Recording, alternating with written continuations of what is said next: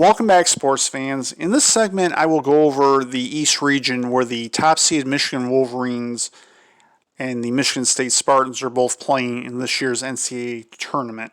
Bear in mind, the Spartans are not fully in, as they will have to beat the UCLA Bruins to secure the 11th seed to be fully in the tournament. With that having been said, the top seeded Michigan Wolverines will play the winner of Mount St. Mary's and Texas Southern.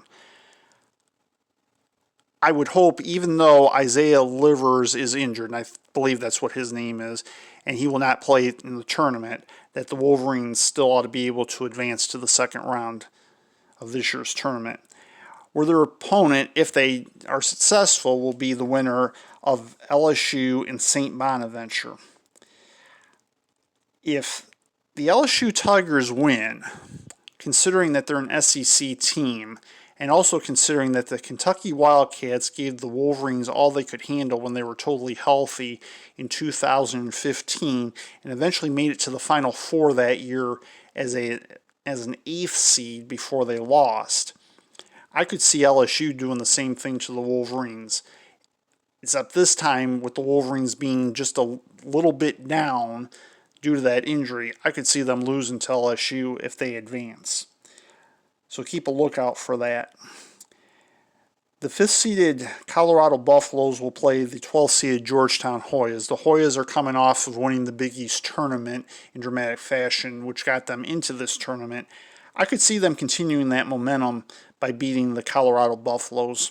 It's not too much of a stretch, and that's another 5th-seeded team that is vulnerable as far as I'm concerned. The 4th-seeded Florida State Seminoles will play the 13th-seeded North Carolina Greensboro. And considering the Seminoles head coach, whose name eludes me at the moment, though I can picture him in my mind, he has had very good success, and I believe he has not lost in the first round as a coach, either at all or at least since he's become the head coach of the Seminoles. So I would expect them to knock off UNC Greensboro and advance to the second round. And what happens from there becomes quite interesting.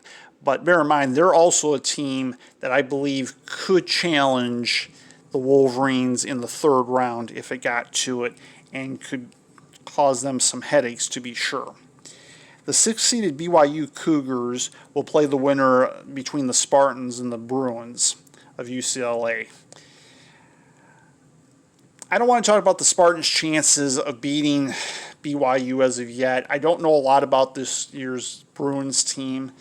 So, I mean, it's entirely possible the Spartans could win it, but they are a little bit down and weakened this year for whatever reason that I don't know. Maybe it's just a natural thing.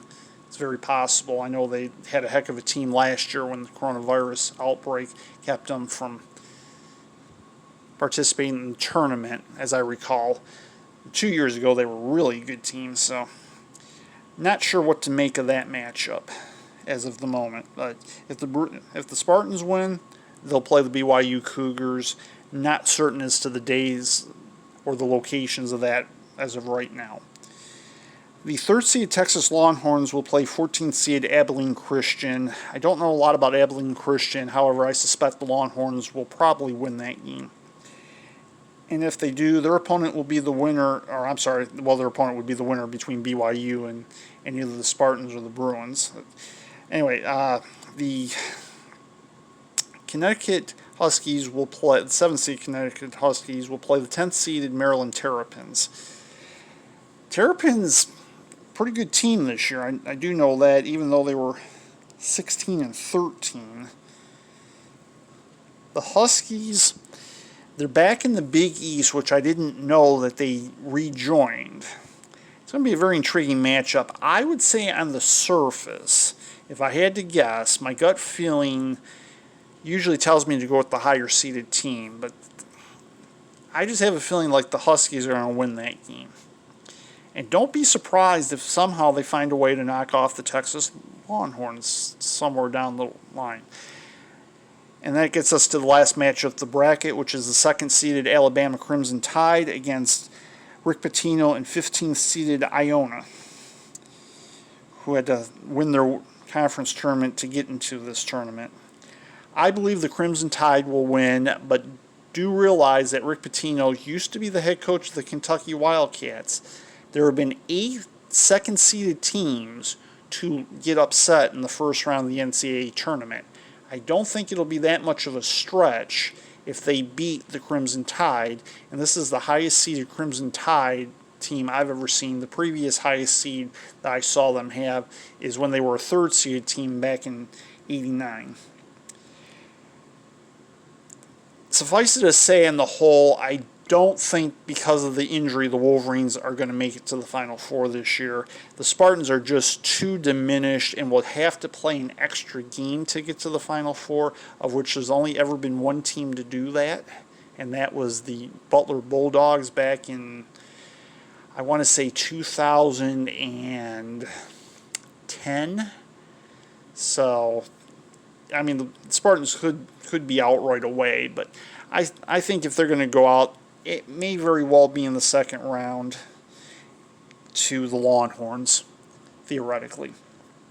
In the next segment, I will cover the Midwest region and go over my predictions and the matchups in that region for you.